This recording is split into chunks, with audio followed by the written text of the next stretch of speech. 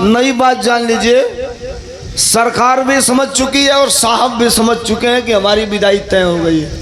एक चीज, माताएं बहनें बैठी हैं, यहाँ युवा वर्ग बैठा है, बुजुर्ग बैठे हैं। ए काका लोग, तो हम लोग की जमाना में पहले ही काका चाचा बुढ़वा कहाँ सौ गए, प्राइवेटो नौकरी लगाता था कॉले करत करत धीरे धीरे सरकारी हो जाई। अब सरकारी नौकरी कब प्राइवेट हो जाई अगर कोनो गारंटी है नहीं के, कुल प्राइवेट हो गई। साहब सबसे बड़ी बात तो यह है कि भारतीय जनता पार्टी के लोगों ने कह दिया कि हम इस बार सरकार में आएंगे तो संविधान को खत्म कर देंगे। संविधान का मतलब जानते हैं क्या है? जो स्टेज लगाकर बोलने की हमको आजादी मिली, किसी गलत को गलत कहने की जो छूट हमको मिली और मैं डंके की चोट पे कह सकता हूं, ये मेरी मर्जी नहीं है, ये संविधान के बदौलत कह रहा हूं। नौजवानों, बुजुर्गों, मैं यहां से चुनाव नहीं लड़ रहा, मैं किसी की वकालत भी नहीं कर रहा, लेकिन एक चीज कह रहा हूं, न तेरा है न मेरा है, ये हिंदुस्तान सबका है। नहीं समझी गई ये बात तो नुकसान सबका है। जो इसमें मिल गई नदियां वो दिखलाई नहीं देती, महासागर बनाने में यहां एहसान सबका है। ये कब आए देश की आजादी की लड़ाई में? ठीक है, थोड़ा सा वक्त आज हमारा खराब है, आपको जो कहना हो कह लीजिए। एक गीत में गा रहा था, इस समय बड़ी तेजी से चली है, वायरल हो रही है। अरे कोविड वाली सुई भैया हार्ट अटैक से मार रही है। कोरोनावा जो लागल है, कोरोनावा तो कोरोनावा में जो डंका पिटल सके, हमने का सुई लगवाओ तो जब वैक्सीन फ्री में, ए भैया लाइन लाके दवाई लगवाओ खाती, सुई लगवाओ खाती। हम तो वही समय कहली कि झूठन के सरदार हम सारे असली ना नकली पेशवावत सही। दू जानी हमारे घर लगवा लिया, हम कहलो कत्तई हम ना लगवाई, लगवाइबे ना कैले रहली। हंसल मत, जिन जिन तीसरका डोज लगवा ले फ्री वाला फ्री में चल गए,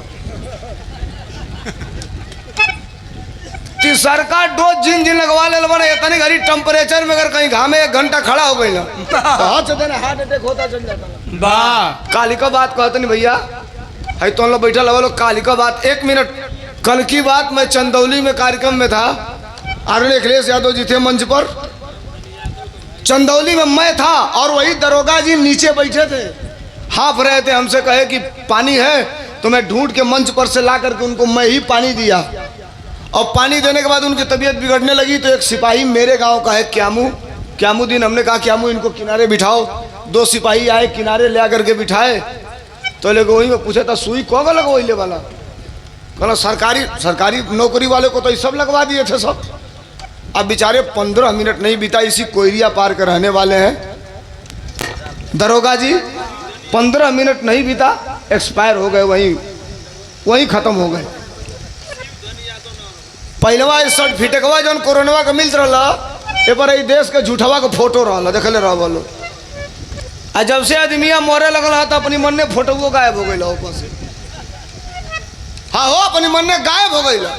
आज जो कोरोना बना वाली कंपनी भी है, वो कहती हम दवाई वापस लेता नहीं बाजारी में से, ए पहुना बजरिया में के तो वापस ले ले। आज जो शरीरिया में भोकवा दिला वाला ही कौन वापस निकली, बताई सबे कैसे निकली वापस ही? जहर दिलवाए सब ये लोग। हम गोले बनी का मास्टर, अरे कोविड वाली सुई भैया हार्ट अटैक से मार रही है। मत बजी, हेलो वही का 2 लाइन बोल लेते नहीं। अरे हार्ट अटैक से मार रही है। 24 वाले चुनाव में इस बार बीजेपी हार रही है। सामाजिक स्तर पे 2 चीज होना चाहिए, सरकारें आप और हम बनाते हैं, सरकार हमको आपको नहीं बनाती। सरकार किसी की भी हो, उसका काम है हमारा और आपका हिफाजत करना, हमारे और आपके सुख दुख में शामिल होना। आप लोग कहेंगे ये क्या खड़ा होके कह रहा है, आया भी राग आने सुना, नई बात बताएं, देहात के लोग के कौने का समझावल जा, अच्छा तनी बोलल जाओ, अखिलेश यादव की सरकार में यूरिया खाद बोरा में को किलो मिलत रहे?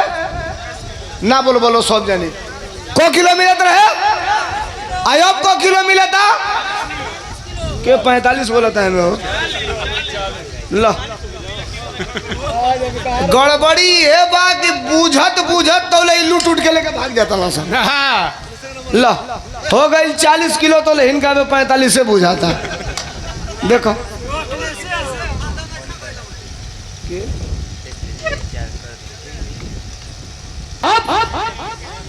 एक छोटा सा प्रसंग आपके बीच में। आप सब बैठे हैं, माताएं बहनें भी बैठी हैं। तेरा ही का गाना ब्रह्मभोज की गीत बड़ी अच्छी मीरा मूर्ति जी ने सुनाया, आपको सुना आप सबने। 5 मिनट 7 मिनट की मैं भी अगर लोग गीत गाऊंगा, फिर एक बिरहाऊ गाएंगे, एक बिरहा मैं गाऊंगा। एक छोटा सा नहीं, काम खत्म नहीं, अगर पहले हम उनको खत्म कर चाहता नहीं। एक छोटा सा प्रसंग मैं और फिर वही एंड कर देगी मीरा मूर्ति जी। अब सोचा नहीं कि आई नहीं तो तनी सा गर्म हो जाओ मामला। आप मिजाज बना दे बोलो तो देखा 4 किलोमीटर के बाद के 4 सेंटीमीटर में भी कोहल जा सकेला। हम प्रयास करब कि जितना कम समय में होके आप लोगों के बीच में रख दी।